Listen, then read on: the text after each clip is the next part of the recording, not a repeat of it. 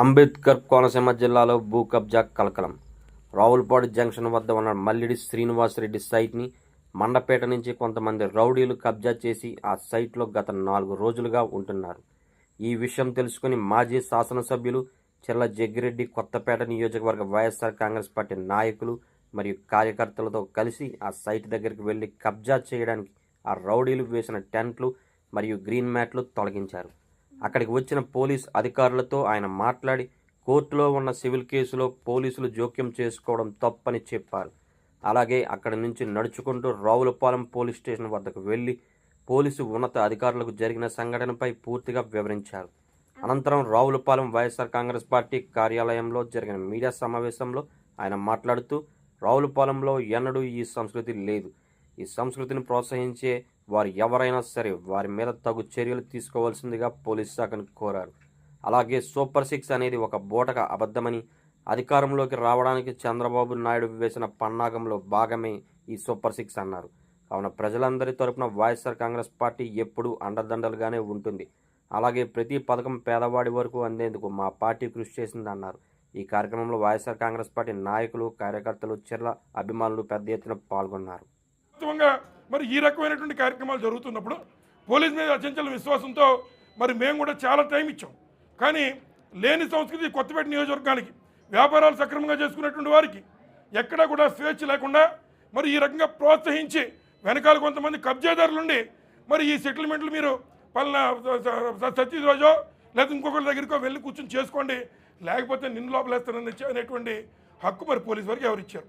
రెండోది, ఇక్కడ కోర్టులు ఉన్నాయి, జడ్జి గారు చెప్తున్నారు నేను వీటి మీద జడ్జిమెంట్ చెప్తాననేటువంటి మాట వారు చెప్తూ ఉంటే మధ్యలో మీరే డిసైడ్ చేసేసి నువ్వు వెళ్ళడానికి లేదు, నువ్వు వెళ్తే కేసు కడతాను అనేటువంటి విధంగా మరి వన్ సైడ్గా మరి బ్యాలెన్స్గా వెళ్లకుండా వన్ సైడ్గా వెళ్ళే విధంగా మరి పోలీసు కార్యక్రమాలు చేస్తే మరి మేము ప్రజలకి రక్షణ కరువైనప్పుడు వారి పక్షాన్ని నిలబడాలా వద్దా? నేను ఇతని వైపు కాదండి, అతని వైపు కాదండి, కోర్టు ఏం చెప్తే అదండి. కానీ ఇంకోటి కూడా చెప్తున్నా, కోర్టు ఇతనికి ఆల్రెడీ ఫారెస్ట్ డిపార్ట్మెంట్ సర్టిఫికేట్ ఉంది, కరెంటు బిల్లు ఉంది, వ్యాపారం నడుస్తుంది. ఈ డిస్ప్యూట్ ఇతనికి ఎంఆర్ఓ గారు ఇతను తప్పు చేశారో అతను తప్పు చేశారో మాకు తెలియదు. హైకోర్టు ఈ రెండూ చూసి వీళ్ళు తప్పులు చేస్తున్నారు, అపిలేట్ అథారిటీ డిసైడ్ చేయమన్నారు. అపిలేట్ అథారిటీ డిసైడ్ చేస్తారు ఎప్పుడో కోర్టులో సివిల్ డిస్ప్యూట్ పెండింగ్లో లేనప్పుడు, ఆల్రెడీ సివిల్ డిస్ప్యూట్ నడుస్తున్నప్పుడు. ఈలోపు అందులో పొజిషన్లో ఉన్నటువంటి వారిని డిఆర్ఓ గారు కూడా ఒప్పుకున్నారు. డిఆర్ఓ గారు ఇచ్చిన రిపోర్ట్లో ఇతను ఉన్నాడని. ఇతను నివారించే కార్యక్రమం మరి పోలీస్ బందోబస్తు మరి చేయడం తప్ప కాదని మేము అడుగుతున్నాం సార్. అంచేత ఎవరైతే ఇక్కడ పెద్దలు కూడా వచ్చారండి, వచ్చాయని దగ్గర మాట్లాడారు, వారు కూడా వారికి చెప్పారు మీరు కత్తి పీక్ మీద పెట్టి తగు చెప్పడం కరెక్ట్ కాదండి, మరి ఏదైతే మీరు అక్కడ తప్పుకెళ్ళిన వాళ్ళు నివారించండి, పోనీ చేద్దాం అనేటువంటి మాట చెప్పారు. అయినా పోనీ ఒక అడుగు తగ్గి మరి వారిని కూడా ఎవరైనా ఉంటే మీరు చెప్పిన వారిని సంప్రదించారు.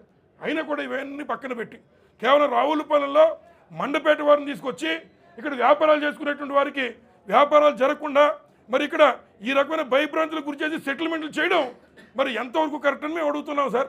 మరి మొన్న వచ్చాయని చెప్తే ఇవాళ రావడం మొదటి కాదండి, మీ సీసీ ఫుటేజ్లో చూడండి, మొన్న వచ్చారు లేదో చూడండి.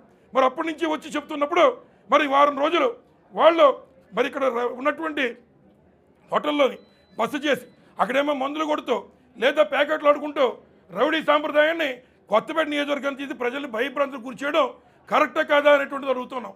ఇదంతా ఒక ప్లాన్ ప్రకారం ప్రతిదీ ఏమైనా ఉంటే పైన ఎస్పీ గారిని లేదా లోకేష్ని వారిని కూడా మరి ఇందులో వారు చెప్పారని చెప్పడం, వారికి కూడా కొన్ని అపవాదులు చిత్రీకరించే విధంగా ప్రజల్లో భయభ్రాంతులు అడుగుతున్నాయి. ఏ నాయకుడు చెప్పడండి, ఎవరు కూడా లానే గౌరవించామని చెప్తారు తప్ప ఇంకా కోర్టులు మూసేయండి, మొత్తం జడ్జిమెంట్లు మేమే ఇక్కడ పోలీస్ స్టేషన్లో చేసేస్తాం, మేము సెటిల్మెంట్లు చేయడానికి ఉన్నాం అని ఎక్కడ చెప్పాలా, చట్టం ఆ రకంగా ఎక్కడా లేదండి.